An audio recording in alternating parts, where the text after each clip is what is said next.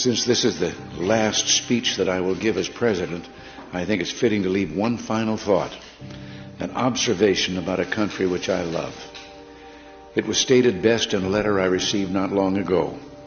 A man wrote me and said, "You can go to live in France, but you cannot become a Frenchman. You can go to live in Germany or Turkey or Japan, but you cannot become a German, a Turk, or Japanese.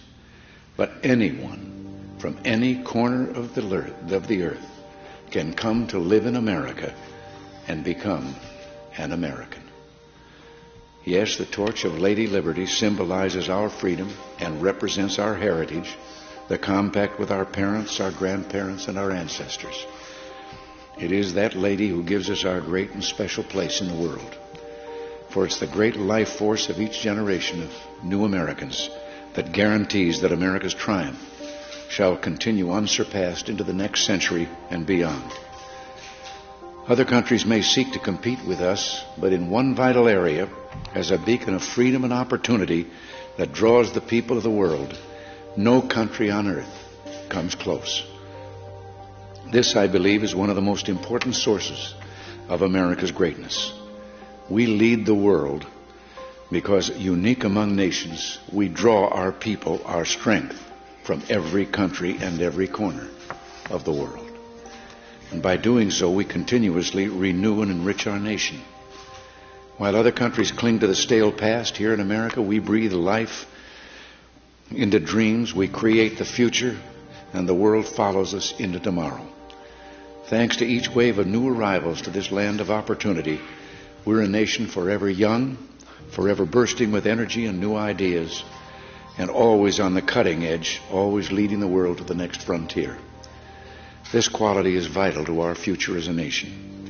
If we ever closed the door to new Americans, our leadership in the world would soon be lost. A number of years ago, an American student traveling in Europe took an East German ship across the Baltic Sea. One of the ship's crew members from East Germany, a man in his 60s, struck up a conversation with the American student. After a while, the student asked the man how he had learned such good English, and the man explained that he had once lived in America. He said that for over a year he'd worked as a farmer in Oklahoma and California, that he'd planted tomatoes and picked ripe melons. It was, the man said, the happiest time of his life. Well, the student, who'd seen the awful conditions behind the Iron Curtain, blurted out the question, "Well, why did you ever leave?" "I had to," he said. The war ended. The man had been in America as a German prisoner of war. Now, I don't tell this story to make the case for former POWs. Instead, I tell this story just to remind you of the magical, intoxicating power of America. We may sometimes forget it, but others do not. Even a man from a country at war with the United States, while held here as a prisoner, could fall in love with us.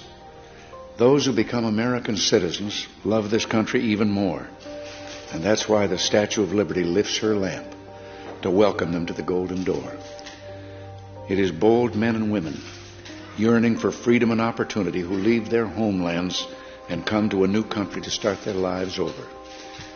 They believe in the American dream, and over they make it come true for themselves, for their children, and for others. They give more than they receive, they labor and succeed, and often they are entrepreneurs. But their greatest contribution is more than economic, because they understand in a special way how glorious it is to be an American. They renew our pride and gratitude in the United States of America, the greatest, freest nation in the world, the last best hope of man on earth.